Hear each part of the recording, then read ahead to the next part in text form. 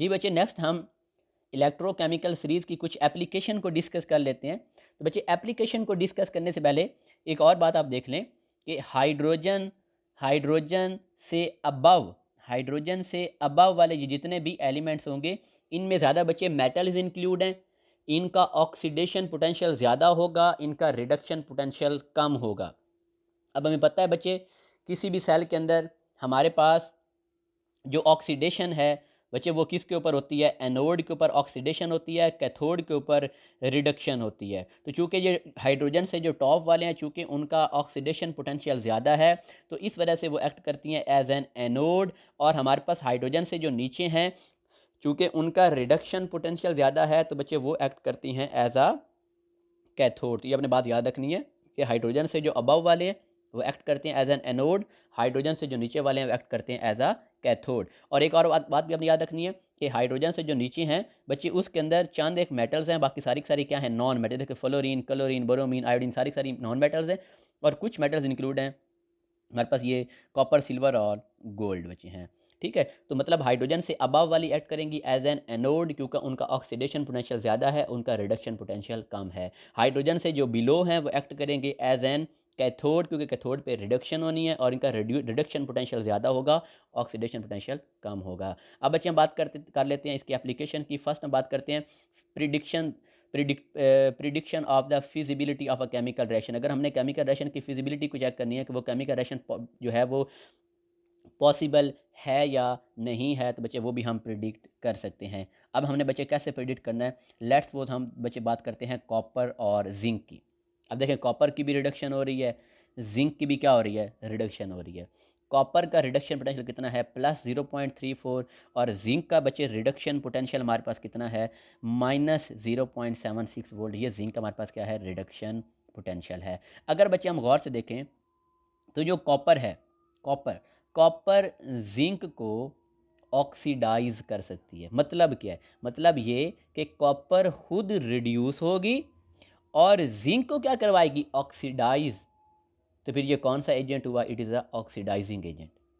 Zinc की बात करते हैं तो बच्चे, जो जिंक है वो कॉपर को ऑक्सीडाइज नहीं करवा सकता।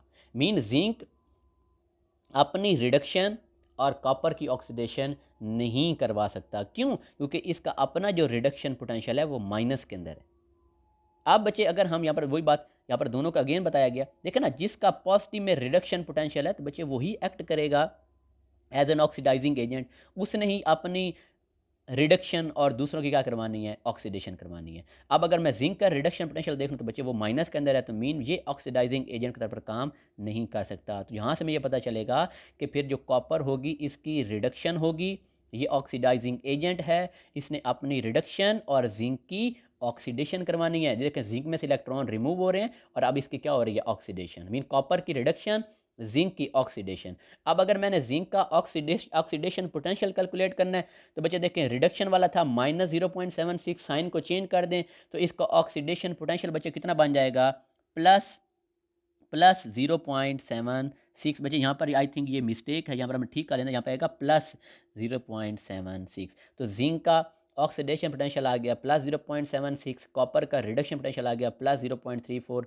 बच्चे दोनों को क्या कर देंगे? ऐड कर देंगे, तो उस पूरे सेल का जो पोटेंशियल है वो कितना आ जाएगा? 1.10 वोल्ट। और ये प्लस के अंदर आंसर है। तो अगर उन दोनों के पोटेंशियल को प्लस करने से, अगर उन दोनों को ऐड करने से जो आंसर है अगर वो प्लस के अंदर आए तो मीन ये रिएक्शन फिजिबल है। अगर दोनों हाफ सेल के पोटेंशियल को ऐड करने से आंसर नेगेटिव में आ जाए तो मीन वो रिएक्शन वो पॉसिबल नहीं है। अगर हम इन दोनों को ऐड करते फिर तो आंसर नेगेटिव में आना था, तो मतलब ये रिएक्शन पॉसिबल नहीं है। लेकिन ये वाला जो रिएक्शन है ये पॉसिबल है कि जिंक की ऑक्सीडेशन होगी, कॉपर की रिडक्शन होगी और दोनों का जो पोटेंशियल का जो सम है वो 1.10 के इक्वल है। तो मीन अगर आंसर प्लस के अंदर आएगा तो वो रिएक्शन पॉसिबल है, अगर नेगेटिव में आएगा तो वो रिएक्शन पॉसिबल नहीं है। बच्चे, नेक्स्ट हम बात करते हैं कैलकुलेशन ऑफ द वोल्टेज और electromotive EMF of the cell. बच्चे अगेन यहाँ पर वही बात हम बात करेंगे। देखें, हमने कहा, मैं अभी आपको बताया कि इलेक्ट्रोकेमिकल सीरीज़ में हाइड्रोजन से जो अबव वाले हैं वो एक्ट करेंगे एज एन एनोड,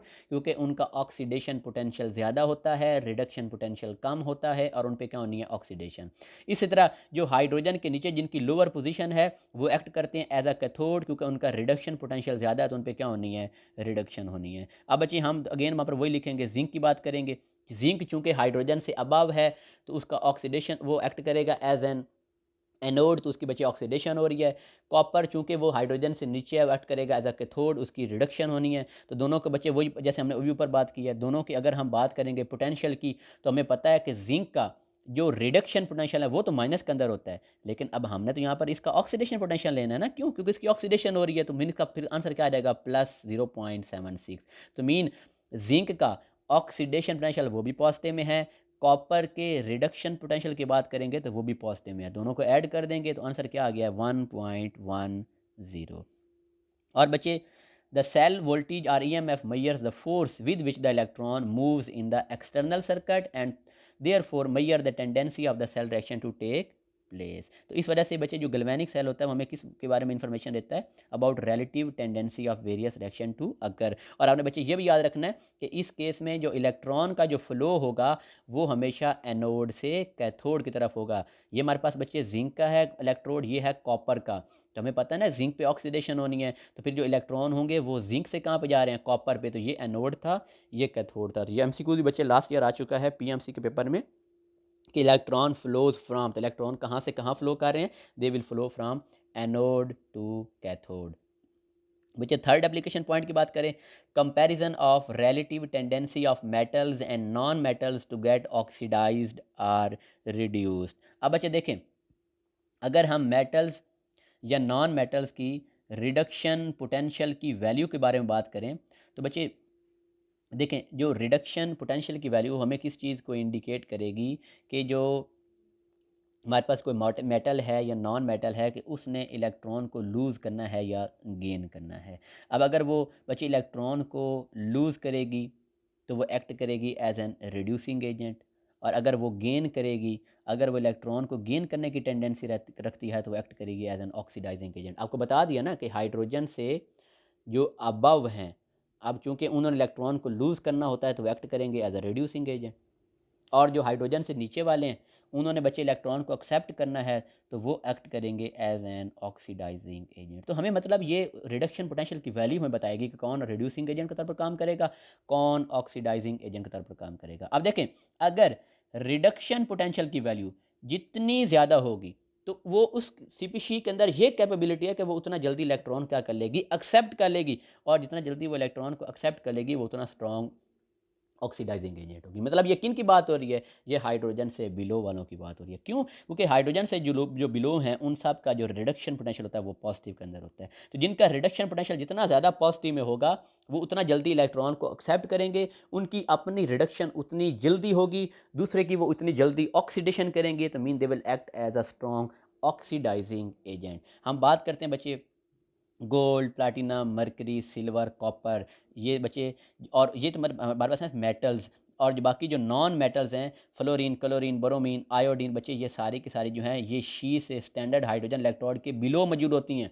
अब चूंकि ये बिलो हैं, इनका रिडक्शन पोटेंशियल पॉजिटिव में है, ये इलेक्ट्रॉन को एक्सेप्ट करेंगी, इनकी रिडक्शन होगी and they will act as a strong oxidising agent. Mean fluorine, chlorine, bromine they act as a strong oxidising agent. क्यों, इनके रिडक्शन पोटेंशियल की वैल्यू ज़्यादा है, अपनी रिडक्शन करेंगी, दूसरों की ऑक्सीडेशन करेंगी, इस वजह से एक्ट करेंगी एज एन ऑक्सीडाइजिंग एजेंट। तो अब हाइड्रोजन से अबव वालों की बात करते हैं, लिथियम, पोटाशियम, कैल्शियम, सोडियम, वो हाइड्रोजन से अबव हैं, उन्होंने अपनी ऑक्सीडेशन, दूसरों की रिडक्शन करवानी है, therefore they will act as a strong reducing agent. और उनके रिडक्शन पोटेंशियल की वैल्यूज़ भी किस में होती हैं, नेगेटिव में, और ऑक्सीडेशन पोटेंशियल की वैल्यू पॉजिटिव में होती हैं। नेक्स्ट बच्चे हम बात करते हैं relative chemical reactivity of the metal. अगर इनके बच्चे रिएक्टिविटी की बात करें तो आपने याद रखना है कि जिनका रिडक्शन पोटेंशियल जितना ज़्यादा होगा, इनका रिडक्शन पोटेंशियल जितना ज़्यादा होगा तो उनके इलेक्ट्रॉन लूज़ करने की कैपेबिलिटी उतनी कम होगी। देखें ना, रिडक्शन पोटेंशियल जितना ज़्यादा है वो एक्सेप्ट तो उतना जल्दी करेंगे, लेकिन लूज़ आसानी से नहीं करेंगे। मीन वो लूज़ होकर पॉजिटिव आयन में इतना जल्दी कन्वर्ट नहीं होंगे, जिस वजह से फिर उनकी रिएक्टिविटी भी क्या होगी, कम होगी। बच्चे दोबारा सुन लें, जिनका स्टैंडर्ड रिडक्शन पोटेंशियल जितना ज़्यादा होगा उनके इलेक्ट्रॉन लूज़ करने की कैपेबिलिटी उतनी कम होगी, तो फिर उनकी रिएक्टिविटी भी उतनी कम होगी। हम एग्जांपल की बच्चे बात करते हैं। फॉर एग्जांपल मेटल्स हैं, जैसे कि बच्चे लिथियम, सोडियम, पोटाशियम, रुबिडियम, वो हाईली रिएक्टिव हैं। हाईली रिएक्टिव इस वजह से हैं क्योंकि उनके रिडक्शन पोटेंशियल की वैल्यू नेगेटिव में है, मतलब उनका रिडक्शन पोटेंशियल कम होता है, जिसकी वजह से वो आसानी से इलेक्ट्रॉन को लूज़ करती हैं, पॉजिटिव आयन में कन्वर्ट करती हैं, तो फिर उनकी रिएक्टिविटी भी सबसे ज़्यादा होगी। अगर हम बात करें कॉपर, सिल्वर, गोल्ड, जो कॉइनेज मेटल हमारे पास होती हैं, उनका स्टैंडर्ड रिडक्शन पोटेंशियल क्या होता है, ज़्यादा। उनकी इलेक्ट्रॉन लूज़ करने की कैपेबिलिटी क्या होती है, कम, तो जिस वजह से उनकी फिर रिएक्टिविटी भी क्या होगी, कम होगी। नेक्स्ट बच्चे बात करते हैं टीन, लेड, टीन, निकल, कोबाल्ट, केडियम की बात करते हैं, जो कि शी के वेरी क्लोज हैं, तो इस वजह से उनकी रिएक्टिविटी भी क्या होगी, कम होगी। They will liberate hydrogen gas from the steam, वो स्टीम से हाइड्रोजन को लिबरेट करने की उनकी कैपेबिलिटी भी क्या होगी, कम होगी। इस तरह अगर हम बात करते हैं बच्चे आयरन की बात करें, chromium, zinc, manganese, aluminium, magnesium, तो बच्चे उनके रिडक्शन पोटेंशियल की वैल्यू और ज़्यादा नेगेटिव है, इस वजह से उनकी रिएक्टिविटी उतनी ज़्यादा होगी और वो उतना जल्दी स्टीम में से हाइड्रोजन को लिबरेट करके अपने अपने मेटेलिक ऑक्साइड बना लेंगी। नेक्स्ट बच्चे बात करते हैं reaction of the metal with dilute acid. Standard reduction potential की वैल्यू जितनी ज़्यादा होगी, तो बच्चे अगेन यहाँ पर वही लिखा हुआ है कि इलेक्ट्रॉन को लूज़ करने की कैपेबिलिटी उतनी कम होगी, पॉजिटिव आयन में कन्वर्ट होने की कैपेबिलिटी उतनी कम होगी। इस वजह से एसिड में से हाइड्रोजन को डिप्लेस करने की, उसको वहाँ से निकालने की वो भी टेंडेंसी क्या होगी, कम होगी। तो मीन फिर उसकी रिएक्टिविटी भी क्या होगी, एसिड के साथ वो कम होगी। एग्जांपल की बात करते हैं बच्चे, हमारे पास गोल्ड है, प्लैटिनम है, सिल्वर है, कॉपर है, तो इनकी बच्चे रिडक्शन पोटेंशियल की वैल्यू पॉजिटिव के अंदर होती हैं, जिसकी वजह से फिर ये एसिड में से हाइड्रोजन को लिबरेट नहीं कर सकती। अब जिंक, मैग्नीशियम, कैल्शियम की बात करें, उनका रिडक्शन पोटेंशियल नेगेटिव के अंदर होता है, वो सीरीज़ के टॉप पर पड़ी हैं, वो आसानी से इलेक्ट्रॉन को निकालेंगी, आइंस में कन्वर्ट होंगी, तो जिसकी वजह से वो आसानी से एसिड में से हाइड्रोजन को लिबरेट कर देंगी, निकाल देंगी। नेक्स्ट बच्चे हम लास्ट में बात करते हैं displacement of one metal by another from its solution. अब बच्चे देखें, one metal will displace another metal from the aqueous solution if its salts lies above the electrochemical series. Mean example देखें, iron can displace copper from the copper sulphate. अब बच्चे यहाँ पर हम electrochemical series पे आते हैं। देखें, अगर बच्चे इलेक्ट्रोकेमिकल सीरीज के अंदर देखें, हम अभी हमने बात की है कॉपर और आयरन की। ये देखिए, ये हमारे पास बच्चे है आयरन, ये हमारे पास क्या है, कॉपर। तो अभी हमने बात क्या की कि जो जो आयरन है, iron it can displace copper from the copper sulphate, मतलब ऐसे Fe+CuSO4। तो अब इसने कॉपर को डिस्प्लेस करना, तो क्या बन जाएगा, आयरन सल्फेट प्लस कॉपर। तो मीन हमारे पास जो मेटल इलेक्ट्रोकेमिकल सीरीज के अंदर अबव होगी, ऊपर होगी, तो वो नीचे वाली को डिस्प्लेस कर सकती है। अब हम एग्जांपल बच्चे लेते हैं जिंक और मैग्नीशियम की।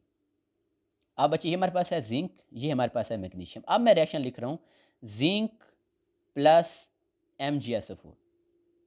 अब देखें, अब जिंक, अब चूंकि वो इलेक्ट्रोकेमिकल सीरीज के अंदर मैग्नीशियम के बिलो है, तो अब चूंकि वो बिलो है, तो इस वजह से वो उसको डिस्प्लेस नहीं कर सकती। मीन अगर वो इलेक्ट्रोकेमिकल सीरीज में अगर वो अबव होगा, तो जो अबव वाला होगा वो बिलो वाले को डिस्प्लेस कर सकता है, लेकिन जो बिलो वाला है वो हाई वाले को डिस्प्लेस नहीं कर सकता।